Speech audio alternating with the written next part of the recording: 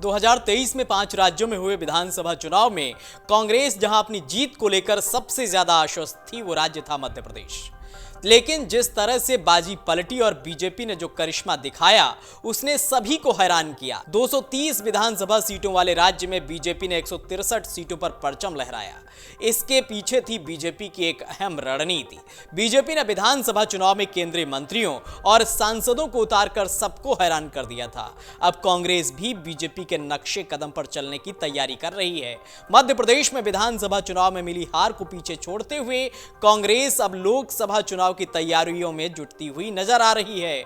मध्य प्रदेश में विधानसभा चुनाव के बाद पहली बार कांग्रेस के सभी बड़े नेता एक मंच पर नजर आए। सोमवार को राजधानी भोपाल में पूर्व सीएम कमलनाथ और दिग्विजय सिंह की मौजूदगी में नए प्रदेश अध्यक्ष जीतू पटवारी ने भंवर जितेंद्र सिंह के साथ कांग्रेस के सभी नेताओं के साथ एक बड़ी बैठक की है।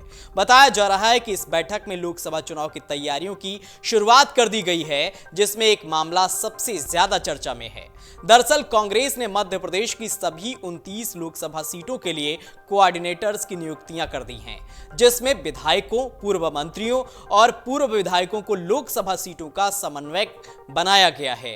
मध्य प्रदेश कांग्रेस की सोमवार को हुई बैठक में इस मुद्दे पर भी चर्चा हुई कि कांग्रेस के बड़े नेता लोकसभा चुनाव लड़ेंगे, जिसके लिए तैयारियां शुरू हो गई हैं। अगर ऐसा होता है तो मध्य प्रदेश में कांग्रेस भाजपा की राह पर चलती हुई नजर आएगी। विधानसभा चुनाव में बीजेपी ने अपने लगभग सभी बड़े नेताओं को विधानसभा चुनाव लड़ाया था। बीजेपी का यह फॉर्मूला सफल भी रहा था। ऐसे में माना जा रहा है कि कांग्रेस भी यही फॉर्मूला अपना सकती है।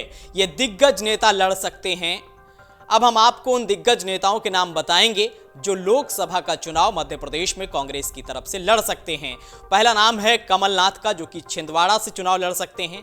दूसरा नाम दिग्विजय सिंह का है, जो कि भोपाल लोकसभा सीट से चुनावी मैदान में उतर सकते हैं। सुरेश पचौरी होशंगाबाद से लोकसभा का चुनाव लड़ सकते हैं। वहीं गोविंद सिंह ग्वालियर से चुनावी मैदान में उतर सकते हैं। कांतिलाल भूरिया रतलाम लोकसभा सीट से चुनावी मैदान में आ सकते हैं।